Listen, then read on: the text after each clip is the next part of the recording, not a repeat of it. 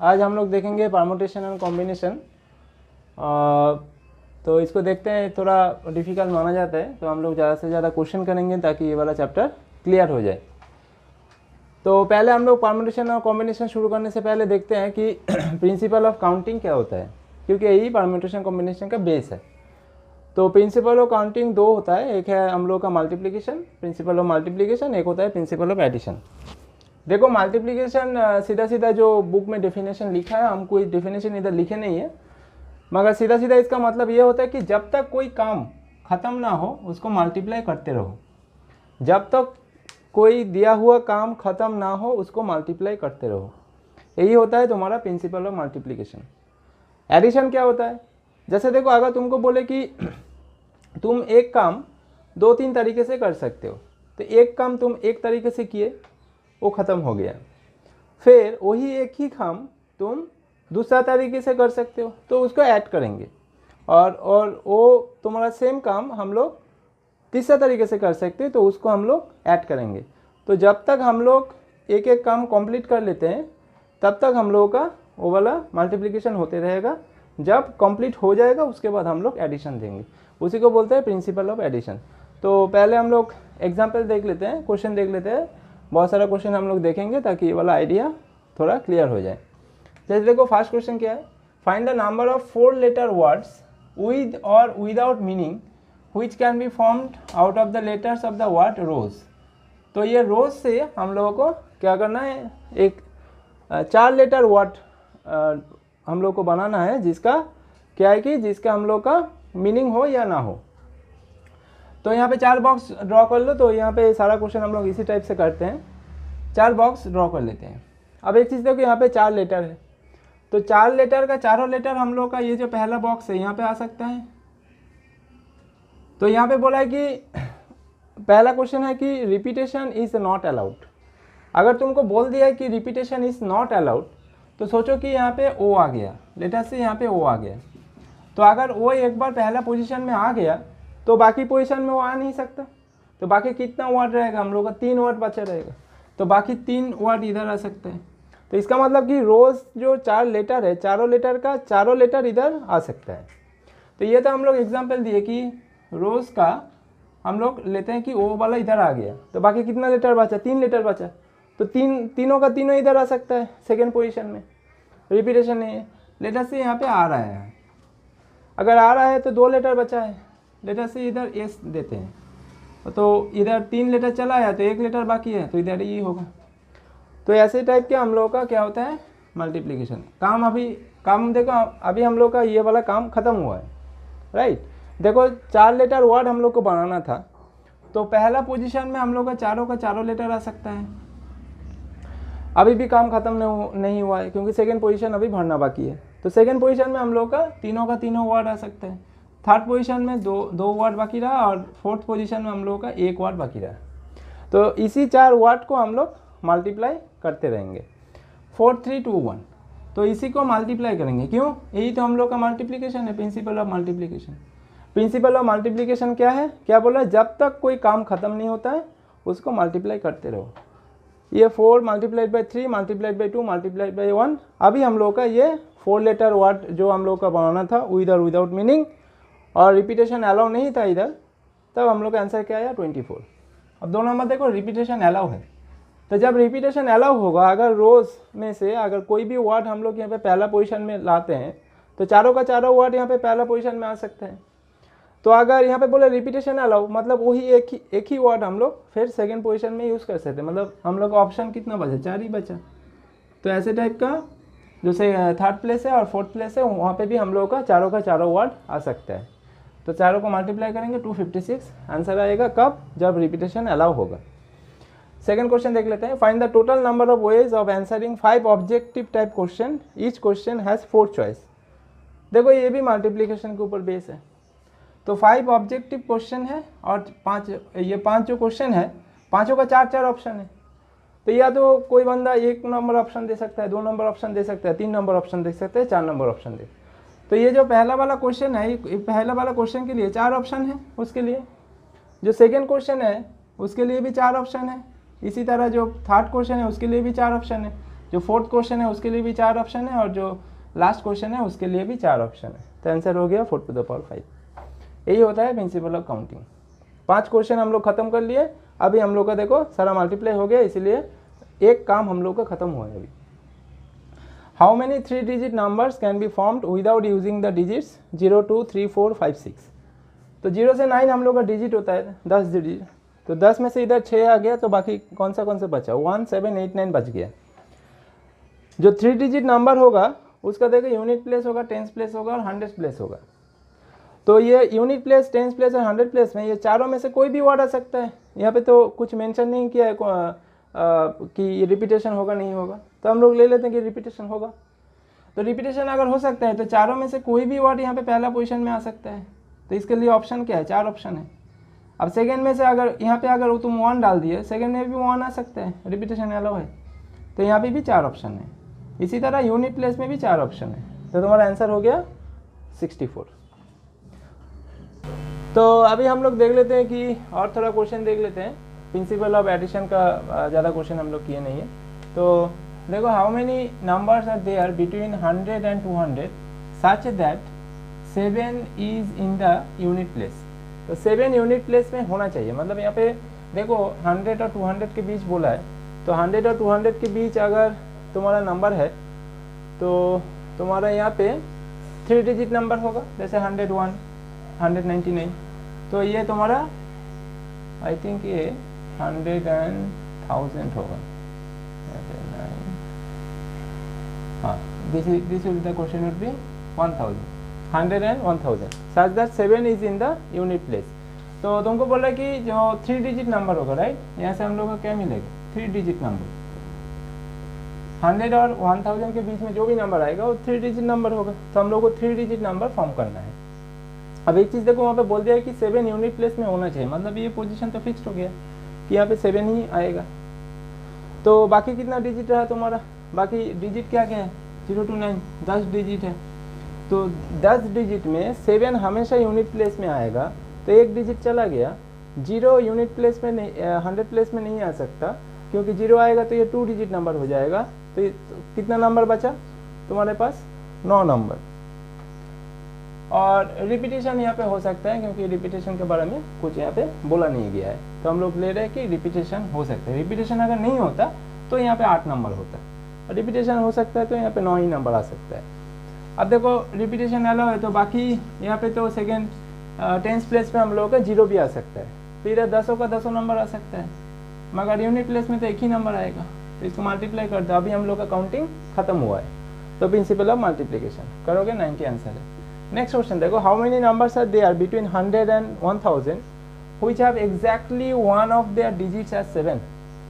मतलब बोल रहा है कि 100 और 1000, देखो सेम क्वेश्चन है, इसको थोड़ा घुमा के लिखा गया है।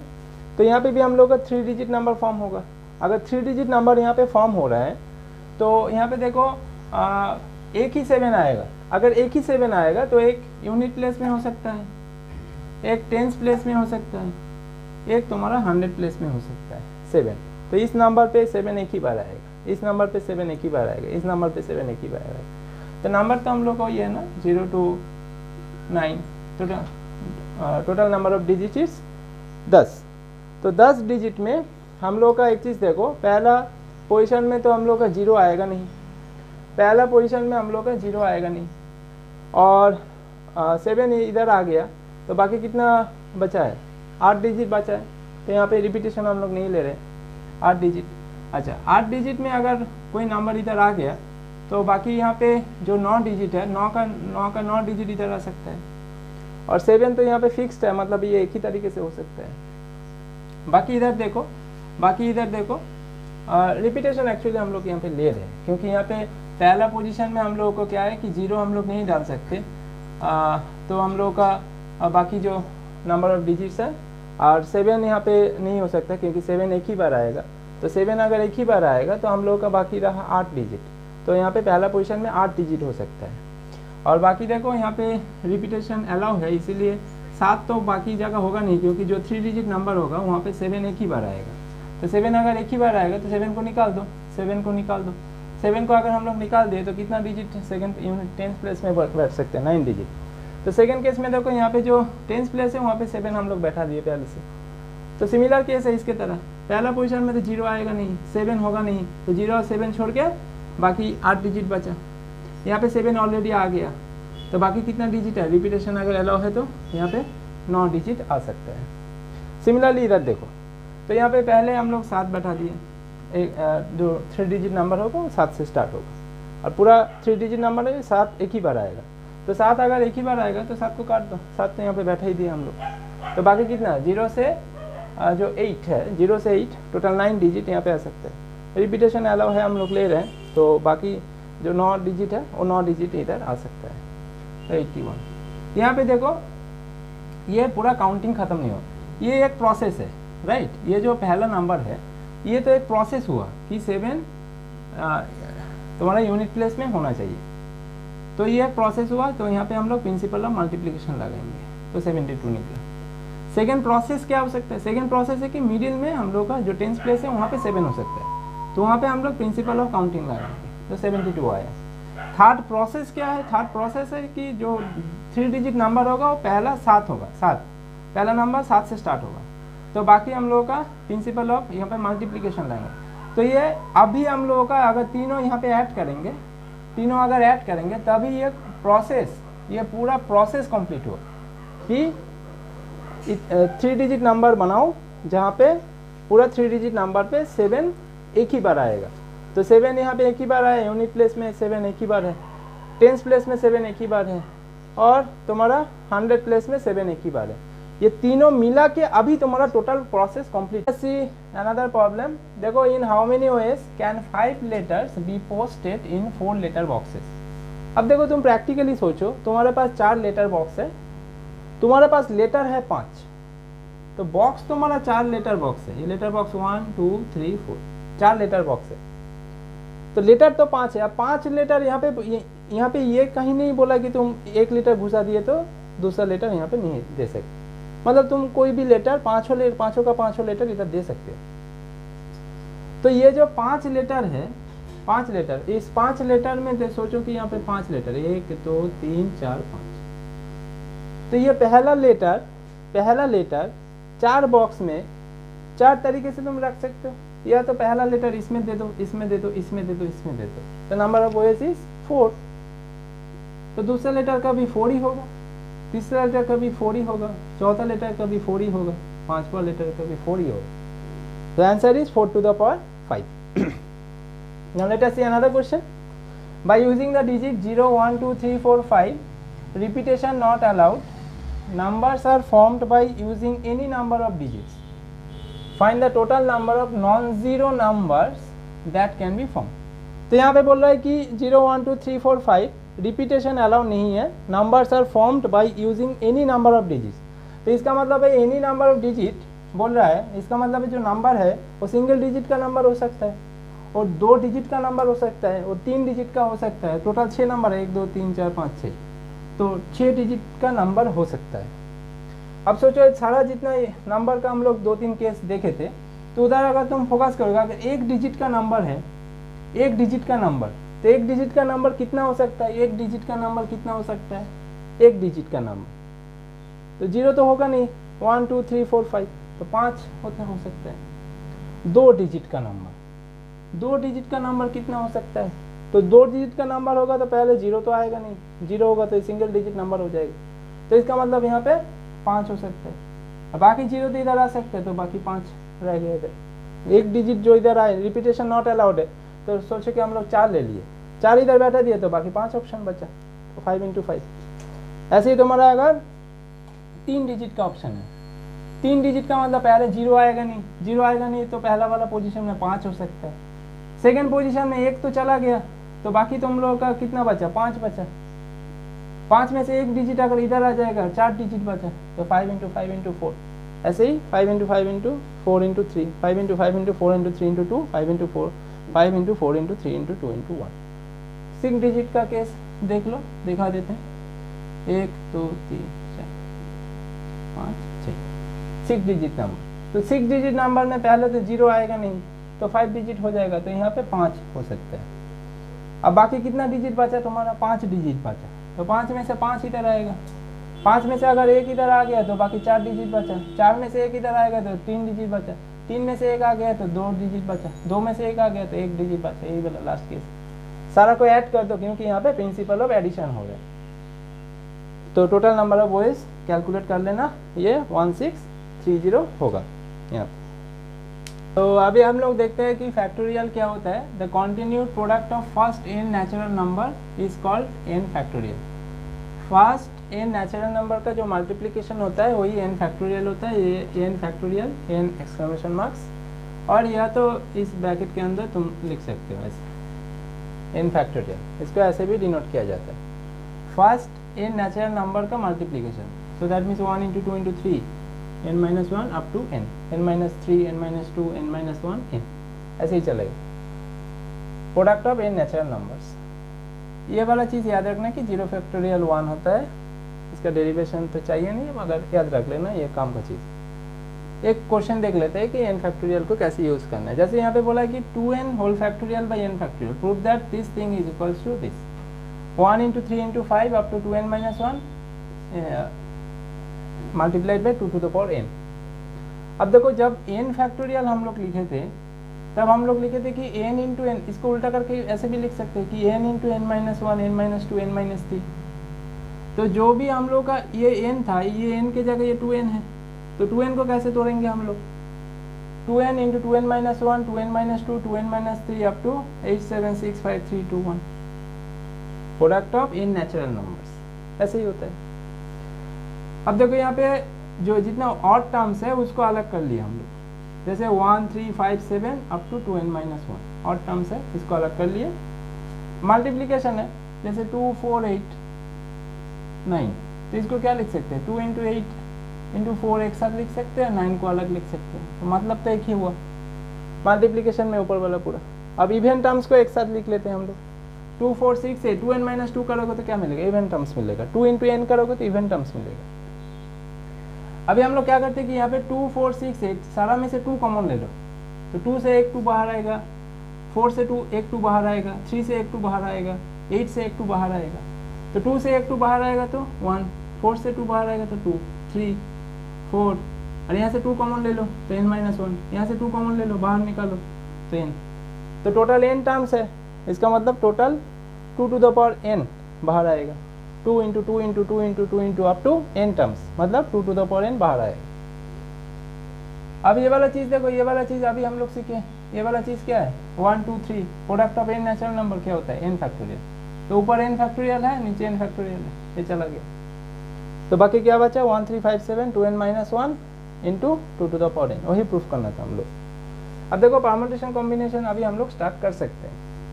तो परम्यूटेशन क्या है, परम्यूटेशन हम लोग का होता है सिलेक्शन विथ अरेंजमेंट। सीधा सीधा अगर बोले, कोई डेफिनेशन में नहीं जाए, तो परम्यूटेशन होता है पहले सिलेक्ट करना है उसके बाद अरेंज करना है। एक क्लास में 20 बच्चा है, उसमें से अगर 7 बच्चे को सिलेक्ट करना है और फिर सिलेक्ट करने के बाद हम बोले सिलेक्ट करके अगर हम रुक जाए तो फिर वहाँ पे सेल्फ कॉम्बिनेशन हुआ कि 7 बच्चे को सिर्फ सिलेक्ट किए हम लोग, सिलेक्ट करने के बाद क्या करना है वो कुछ नहीं किया हम लोग। अगर हम बोले कि उस 7 बच्चे को मार्क में हम लोग को अरेंज करना है अकॉर्डिंग टू द हाइट, तो फिर वो वाला हो गया हम लोग का परम्यूटेशन। क्यों, पहले हम लोग सिलेक्ट किए, क्लास में से 20 बच्चों में से 7 बच्चों को सिलेक्ट किए, उसके बाद उसको अरेंज किए अकॉर्डिंग टू द हाइट और according to the weight anything else, तो वो वाला केस हम लोग का क्या हो गया, परम्यूटेशन में आ गया। पहले जो सिलेक्शन होता है उसके बाद अरेंजमेंट होता है वो परम्यूटेशन, अगर ओनली सिलेक्शन होता है तो कॉम्बिनेशन। ये सीधा सीधा मुद्दा ये वाला आता है। परम्यूटेशन को हम लोग डिनोट कैसे करते हैं, NPR से। इसका मतलब क्या होता है कि total number of permutation of n distinct object, n object में से r ऑब्जेक्ट को हम लोगों को अरेंज करना है। जैसे वहाँ पे क्या एग्जांपल दिए थे हम लोगों को, 20 बच्चा था, 7 बच्चे को हम लोग लिए उसको अरेंज करना है, तो 20 P7 ऐसे ही होगा। 20 बच्चे था, उसमें से 7 बच्चे हम लोग लिए उसको अरेंज करना है, तो सीधा सीधा मतलब यही होता है इसका। अब देखो यहाँ पे अगर 7 बच्चे को अरेंज करना है तो यहाँ पे अगर ठीक है ऐसे 20 P7, तो ये फॉर्मूला में डालोगे तो 20 factorial divided by 20 minus 7 that is n minus r whole factorial that is 13 factorial, 20 factorial by 13 factorial. वो तुम्हारा आंसर हो जाएगा, उसको हम लोग मिनिमाइज कर सकते हैं। तो इसके इसी यही, और ये जो परमुटेशन है उसको हम लोग P ब्रैकेट में N, R कभी कभी ऐसा भी लिखा रहता है, उसका भी मतलब ये परमुटेशन ही होता है। तो अभी हम लोग देख लेते हैं, एक दो थ्योरम देख लेते हैं। Let R and N be positive integer such that R is between 1 to N, then the number of all permutations of n distinct things taken R at a time is given by this. NPR is given by n into n minus 1 into n minus 2 up to n minus R minus 1. So this is the theorem 1, and NPR is given by n into n minus 1, n minus 2 up to n minus R minus 1. Theorem 2 we already have discussed, NPR equals to n factorial by n minus R factorial. Theorem 3 is telling that the number of all permutations of n distinct things taken all at a time. मतलब अगर 10 चीज़ है, 10 चीज़ों में अगर तुमको 10 चीज़ लेना है तो तुम्हारा परमुटेशन क्या हो गया, n factorial, that is 10 factorial. 10 में से 10 ही लेना है, तो पूरा लेना है तो तब वो वाला हम लोग बोलेंगे कि वो n फैक्टोरियल मतलब 10 फैक्टोरियल। एक क्वेश्चन देख लेते हैं प्रॉपर्टी बेस से। तो 9p5 plus 5 into 9p4 equals to 10pr ऐसा दिया गया है, तुमको r निकालना, r का वैल्यू निकालना है। तो इसको जो फॉर्मूला हम लोग जानते हैं n factorial by n minus R factorial, इसमें तोड़ दो। 9 factorial by 9 minus 5 factorial, 5 into 9 factorial by 9 minus 4 factorial, 10 into 10 factorial by 10 minus R factorial. अब देखो ये वाला हो गया 9 फैक्टोरियल बाई 4 फैक्टोरियल, इसको 5 जैसे ऐसे रख देते हैं 9 फैक्टोरियल बाई 5 फैक्टोरियल। तो इधर एक काम हम लोग करते हैं कि इधर 5 इंटू ऐसा था। अब देखो यहाँ पे एक काम कर सकते हैं कि 5 फैक्टोरियल को हम लोग कैसे लिख सकते हैं, 5 इंटू 4 फैक्टोरियल। एक चीज़ नोटिस करो कि यहाँ पे अगर हम लोग n फैक्टोरियल है, इसको हम लोग बोले थे कि n इंटू n माइनस 1 ऐसे अप टू 3 to 1 ऐसे लिखना है। अगर हम लोग को कहीं पे रोक जाना है, जैसे n इंटू n माइनस 1 तक ही लिखना है, तो वहाँ पे हम लोग यहाँ पे फैक्टोरियल दे देंगे। अगर यहाँ पे अगर सोचो कि यहाँ पे 6 फैक्टोरियल है, यहाँ पे हम लोगों को 6 इंटू 5 इंटू 4 तक लिखना है, तो 4 फैक्टोरियल देना है। अगर 6 फैक्टोरियल को 6 इंटू 5 तक लिखना है तो 6 इंटू 5 फैक्टोरियल, तो ऐसे हम लोग लिख सकते हैं इसको। तो 5 फैक्टोरियल का हम लोग क्या लिख सकते हैं, 5 इंटू 4 फैक्टोरियल। तो 5 यहाँ पे चला जाएगा या 4 फैक्टोरियल आ जाएगा, तो 9 फैक्टोरियल बाई 4 फैक्टोरियल, ये भी हो गया 9 factorial 4 factorial, that is 2 into 9 factorial by 4 factorial. दाहिने तरफ जैसे ऐसे रख दो। अब यहाँ पे हम लोग क्या कर सकते हैं कि ऊपर नीचे न्यूमरेटर और डिनोमिनेटर में एक 5 हम लोग मल्टीप्लाई कर देते हैं, क्योंकि देखो 5 इंटू 4 फैक्टोरियल को कैसा लिख सकते हैं हम लोग, 5 फैक्टोरियल लिख सकते हैं। 5 इंटू 2 क्या होता है 10, 10 इंटू 9 फैक्टोरियल को कैसे लिख सकते हैं, 10 फैक्टोरियल लिख सकते हैं। तो ये 10 फैक्टोरियल और दाहिने तरफ भी 10 फैक्टोरियल, ये चला गया, तो 10 minus R factorial should be 5 factorial. अब देखो ये फैक्टोरियल तो सेम है, तो अगर ये वाला दोनों चीज़ लेफ्ट हैंड साइड और राइट हैंड साइड अगर सेम होना है, तो तुमको क्या करना होगा कि 10 माइनस आर 5 के साथ इक्वल होना ही होगा, नहीं तो ये फैक्टोरियल कभी भी सेम नहीं हो सकता।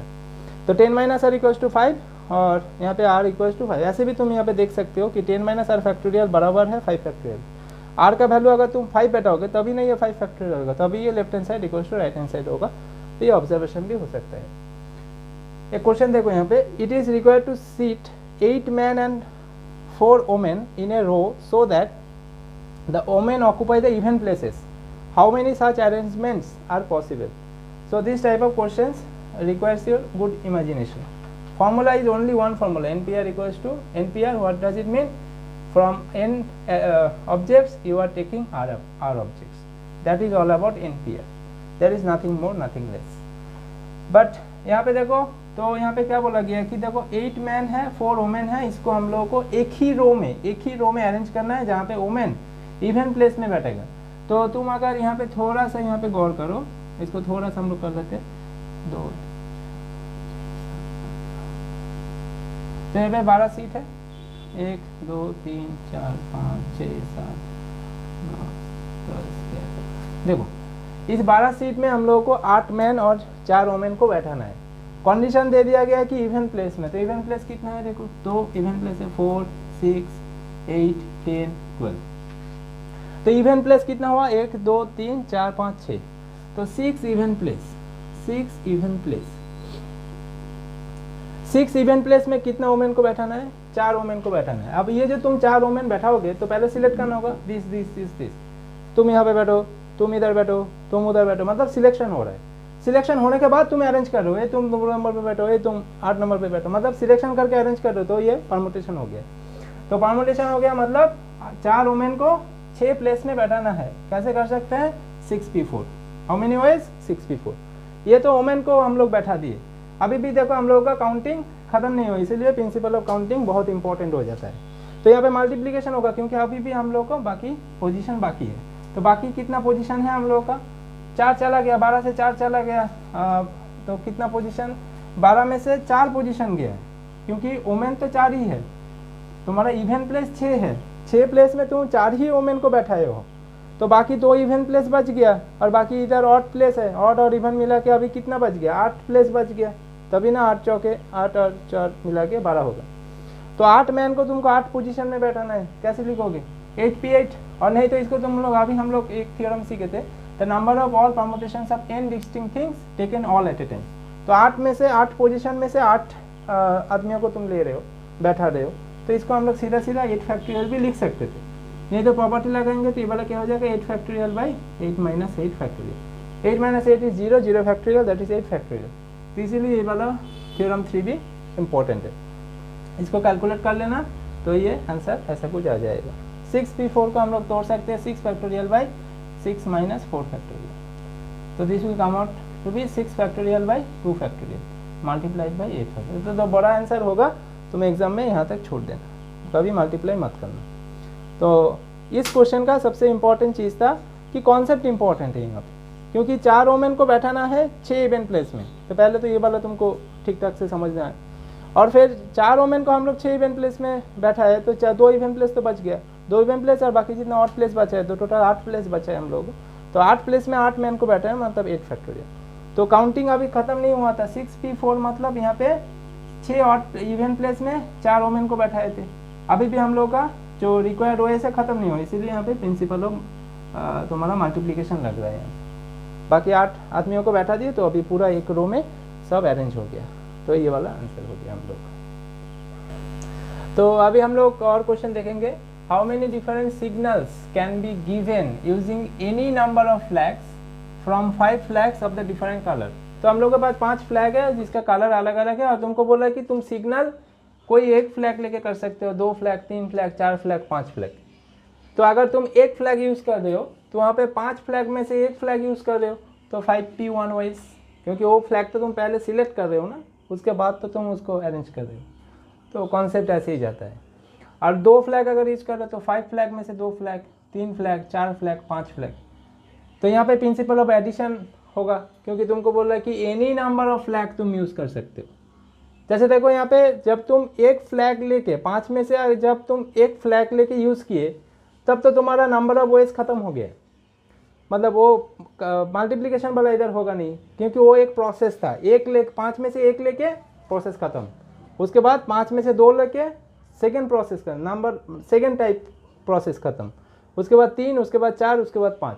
तो सारा जो प्रोसेस आया सारा को ऐड करेंगे, यहाँ प्रिंसिपल ऑफ एडिशन लगेगा इधर, तो आंसर 325 आएगा। How many words can be formed with the letters of the word ordinate so that vials occupy odd place. अब देखो यहाँ पे ऑर्डिनेट में 8 डिजिट है, तो तुम्हारा क्या करना है कि यहाँ पे वावल को रखना है ऑड प्लेस में। तो ऑड प्लेस कितना कितना है? 1, 3, 5 और 7।